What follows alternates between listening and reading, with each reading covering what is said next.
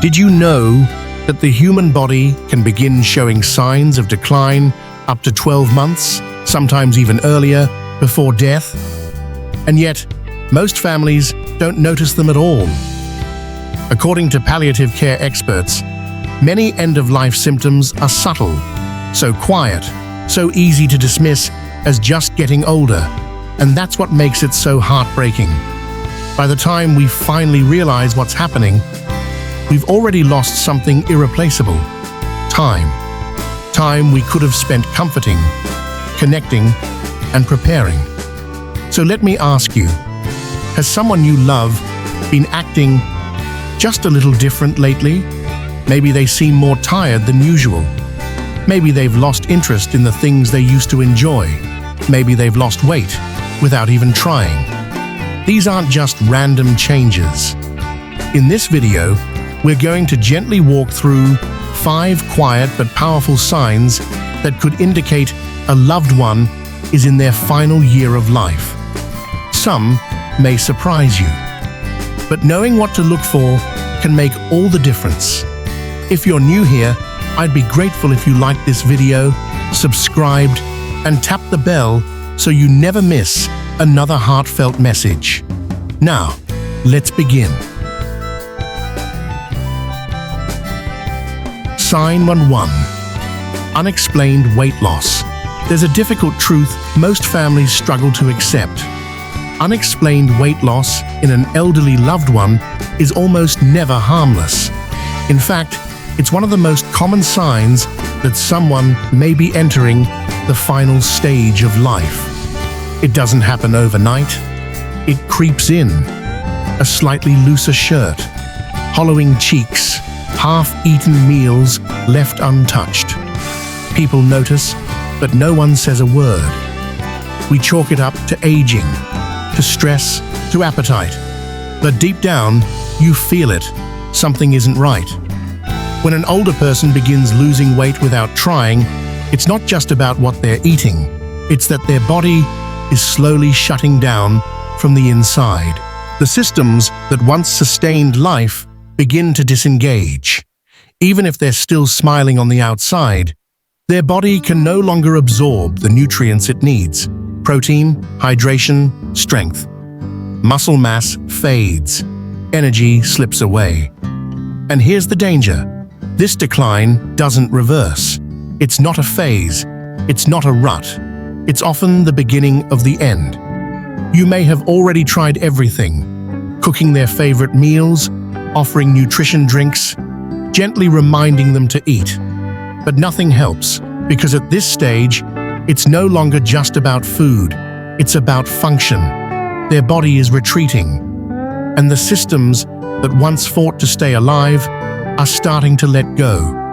This kind of weight loss isn't cosmetic. It's clinical. It's critical.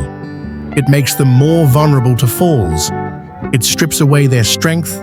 It leads to isolation. And the hardest part? You might not even realize it's happening until it's too late. Families often look back with deep regret. They remember the signs, the loose clothes, the full plates left untouched, the sudden disinterest in food.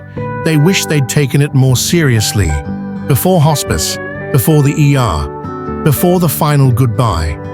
So if you're noticing this in someone you love, this is your wake-up call. This is not the time to push another plate of food in front of them. It's time to ask the hard questions. It's time to sit beside them, not to correct, but to comfort. Not to panic, but to prepare. And if this is you, if you're the one losing weight, feeling your strength fading, hear this. It's not your fault. Your body is speaking in the only way it still can. It's telling the truth, whether anyone wants to hear it or not. Don't ignore it. Don't pretend it's nothing, because by the time others finally see it clearly, you may have already crossed a threshold you can't return from. Unexplained weight loss isn't vanity. It's a warning. It's one of the most serious, most reliable signs that time is running short. If you're seeing it now, please listen. Listen, before the silence becomes permanent.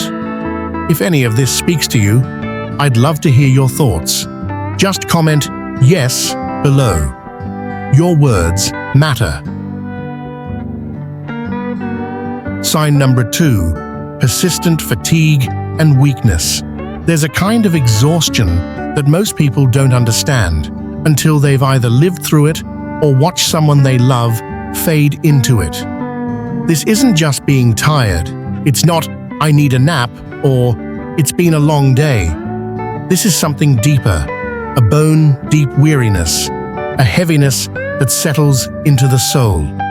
For many older adults approaching the end of life, this relentless weakness becomes their new normal, and it happens gradually.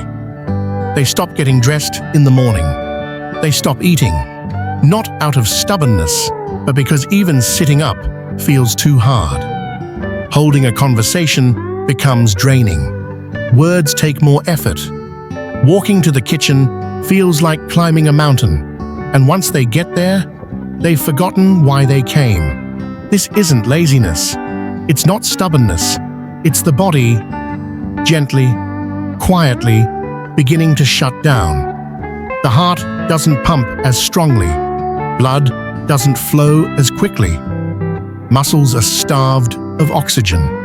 Organs start conserving energy. Simple tasks, like brushing teeth, taking a shower, making a sandwich, now require energy the body just doesn't have to give. What makes this even harder is that it's often invisible to others.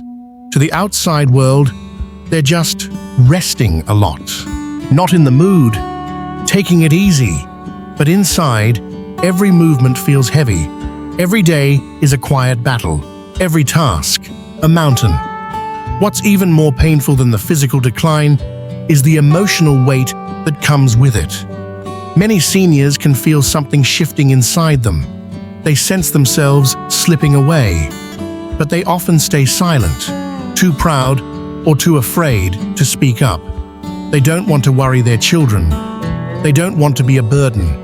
So they pull back, quietly, and little by little, they begin to disappear. Still breathing, but not quite living the way they used to. Families often struggle to understand what's happening.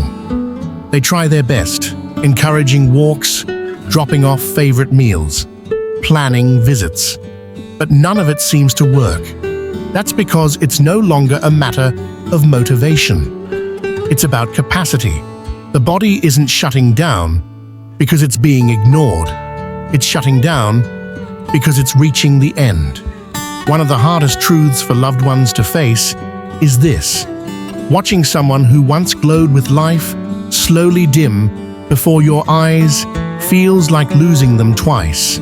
First in spirit and then in body.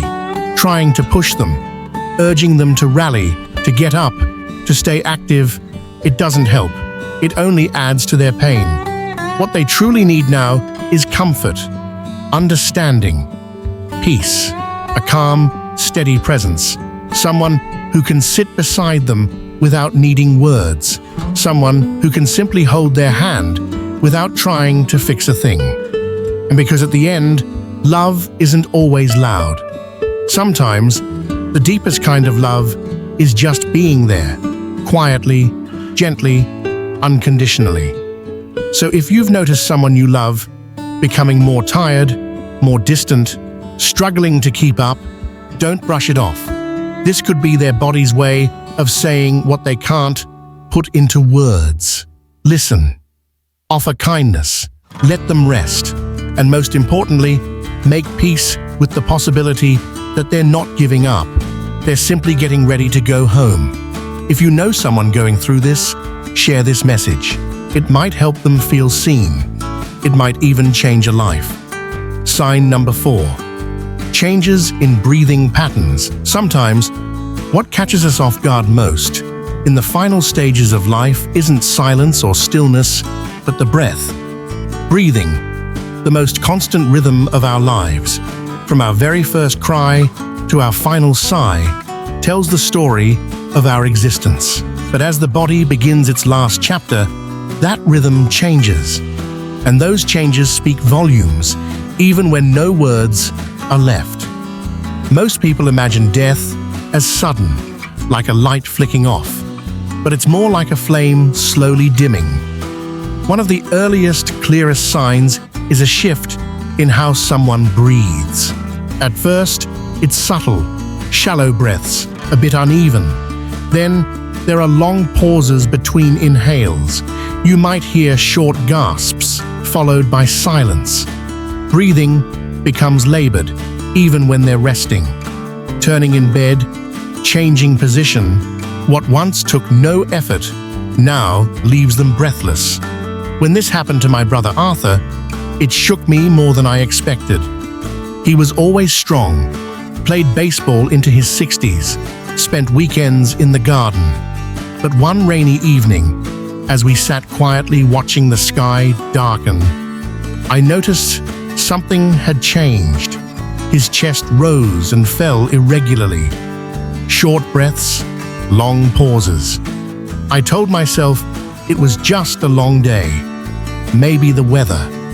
But over the next week, climbing the stairs became impossible. He couldn't talk for more than a few minutes without gasping for air. He stopped answering the phone, started sleeping, sitting up, and soon the sound of his breathing filled the silence of every room. It became the soundtrack of our growing fear. These changes are heartbreaking, but they're not failures. They're the body's natural way of letting go. As the heart weakens and the lungs lose their stretch, oxygen becomes harder to circulate. The muscles that once helped us breathe begin to tire. The body chooses where to send its energy, and it lets go of what's no longer essential. For those who love them, it's unbearable to witness. You'd give anything to take their place, to breathe for them. But in these moments, the goal isn't to fix, it's to comfort. You can help in the quietest, kindest ways. Prop them up with soft pillows so they can breathe easier. Keep the room peaceful. Dim the lights, open a window, let fresh air in. If they're on oxygen, make sure it's being used properly. It brings physical and emotional relief. Just taking away the fear of breathlessness can bring peace. What matters most to remember is this: even if their breath falters, your presence doesn't. Even if they seem far away, they can still feel you, sense you, be comforted by you. Sit beside them, hold their hand, let them know they are not alone. This stage is painful, yes, but it is also sacred.